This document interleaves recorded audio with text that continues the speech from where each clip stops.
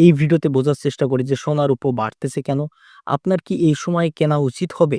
আর যদি কেনা উচিত হয় তাহলে কোন, কোন পদ্ধতি আছে যার মাধ্যমে আপনি কিনবেন? সবথেকে ১ম এ অল্প একটু ফান্ডামেন্টালস যে gold is loved and preferred.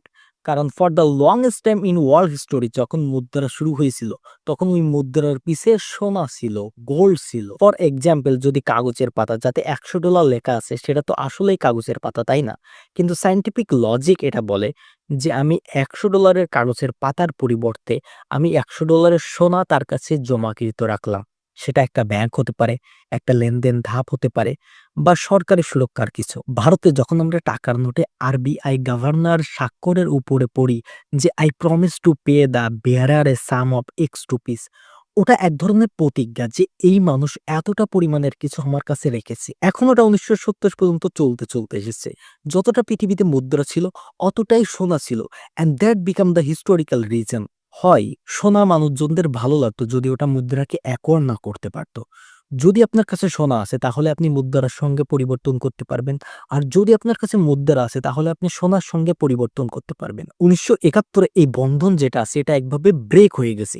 কিন্তু ইমোশনালি আমার কাছে মনে হয় অ্যান্ড অফকোর্স ফিনান্সিয়ালিও যে এই বন্ধন কোথাও ভাঙেনি। তো যখন এটা মনে হয় যে আমেরিকান মুদ্রা স্থির না, ব্রিটিশ পাউন্ড স্থির না, রাশিয়ান রুবেল স্থির না, চাইনিজ ইয়াং স্থির না, তো তখন সোনা কিনে নিই। কারণ সোনার সমস্ত পয়েন্টে মুদ্রার বিপরীত। আপনার সোনা আপনি যেকোনো মুদ্রার সঙ্গে পরিবর্তন করতে পারবেন। And that's why you will see যখন পৃথিবী কোনো না কোনো সময় সংকটে পড়ে যায়, তখন মানুষজন সোনা ক্রয় করা শুরু করে দেয়। ১৯৮০ তে সোনা $৮৫০ প্রতি আউন্স। তারপর প্রচুর বছর স্থির ছিল এই মূল্য। ২০১১ তে যে আর একটা জাম্প দিয়ে $১৯০০ প্রতি আউন্স। ২০২০ আসতে সোনা মোটামুটি $২০৭০ হয়ে গেছে। ২০২৪ আসতে $২৭০০ হয়ে গেছে।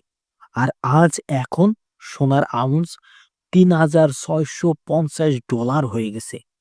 কিছু তো একটা পাগলামি চলতেছে ব্যাকগ্রাউন্ডে। বিশেষ করে যদি আপনি সাইকেল দেখেন, যেগুলো অল টাইম হাইতে থাকে। ১ম এ সময় লেগেছিল ৩১ বছর। তারপর সময় লেগেছিল ১২ বছর। তারপর সময় লেগেছিল ৪ বছর। আর এখন সময় লাগতেছে কিছু মাস। Shrinking recovery period to hit all time high এর অনেক বিষয়বস্তু আছে। ডিজিটাইজেশন অফ সোনা অনেক এক্সেসিবিলিটি বানিয়ে দিয়েছে। যে এখন আমি সোনার রেট, সোনার কয়েন, সোনার চেইন এইসব জিনিসপত্র নিয়ে তো আমরা এখানে ওখানে ঘুরতে পারি না।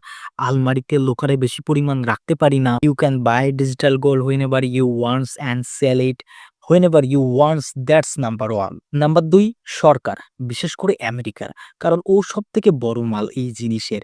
মাল না, but let's say the biggest player in this.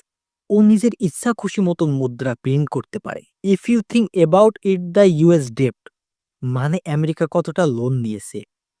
This is $৩৮ trillion as of October ২০২৫। এখন এই ডেপ্টের ইন্টারেস্ট, সুদ তো পরিশোধ করতে হয়, তাই না? যেমন আপনি আমি ঋণের সুদ দিয়ে থাকি যেকোনো লোনের। এখন এই ইন্টারেস্ট, এই সুদ যদিও পরিশোধ না করতে পারে, if they are going to default, তখন এরা কি করে থাকে? আরো মুদ্রা, আরো নোট এরা ছাপিয়ে দেয়। কারণ মুদ্রা টাকা যেকোনো সময় ছাপানো যেতে পারে। এখন আপনার কাছে তো মনে হচ্ছে আরে টাকা ছাপানো তো খুবই ভালো কথা। কারণ যত খুশি তত টাকা ছাপাবেন ততই ভালো। মোটেও না। এর কারণে ইনফ্লেশন হয়ে থাকে। কারণ মার্কেটে যদি শুধুমাত্র ৳১০০ থাকে, উদাহরণ হিসাবে মনে করেন ১০টা কলম আছে। আর প্রতিটা কলমের মূল্য মোটামুটি ৳৫ হবে। কিন্তু যদি মার্কেটে ৳১০০ হয়ে যায় ওই ১০টা কলমের মূল্য, তাহলে প্রতিটা কলমের মূল্য ৳১০ করে বৃদ্ধি পেয়েছে। এর মানে যখন আপনি টাকা বৃদ্ধি করবেন তখন আপনি যে সমস্ত জিনিস কিনতে চাচ্ছেন, যে সমস্ত জিনিস আপনার প্রয়োজন, তার ডিমান্ডও আরো বেশি বৃদ্ধি পাবে। এখন আপনি বলতে পারেন, "ভাই, ৳১০০ র পরিবর্তে যদি আমি ৳২০০ মার্কেটে লাগিয়েছি, তো তখন ১০ টা কলমের জায়গায় আপনি ২০ টা কলম লাগিয়ে দেন।" এমনটা হতে পারে। কিন্তু প্রতিটা ভিন্ন ইন্ডাস্ট্রি ভিন্ন জায়গায় নেই। এর জন্য এটা সম্ভবপর হয় না। যতটা তাড়াতাড়ি আপনি টাকা ছাপাবেন, ততটা তাড়াতাড়ি আপনি জিনিসপত্র তৈরি করতে পারবেন না। তো ১০ টা কলমের জায়গায় হয়তো ১৫ টা কলম হয়ে গেছে। কিন্তু তবুও ওই ১৫ টা কলম ৳১০০ য় ক্রয় করা সম্ভব। এর মানে প্রতিটা কলমের মূল্য ৳৬ ৳৭ হয়ে গেছে। ১ম এ ওর মূল্য ছিল ৳৫। তো তেমন ইনফ্লেশনও ভালো কথা না, ভালো জিনিস না। কিন্তু মানুষজন বলে যে কোনো মুদ্রার ওপর ভরসা নেই। আমরা খুব সহজে একটা ডিজিটাল অ্যাসেট কিনতে পারি। আর ওটা সারা জীবনের জন্য মুদ্রার ব্যাকআপ ছিল। আর আজ এখনো আছে।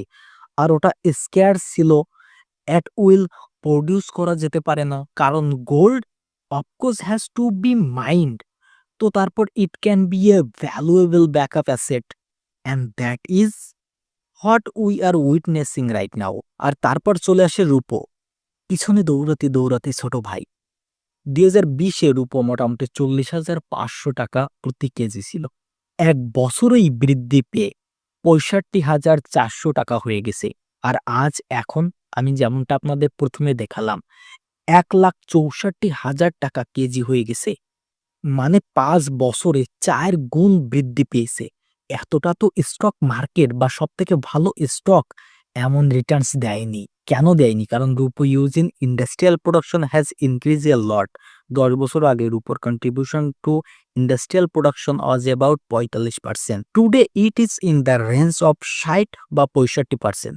সোলার সেক্টরের উপর ব্যবহার হয়, ইলেকট্রিক ভেহিকলস এর উপর ব্যবহার হয়, স্মার্টফোনের উপর ব্যবহার হয়, বেস টেলিকম ইকুইপমেন্টস এর উপর ব্যবহার হয়, মেডিকেল ডিভাইসের উপর ব্যবহার হয়, ওয়াটার পিউরিফিকেশন সিস্টেমের উপর ব্যবহার হয়।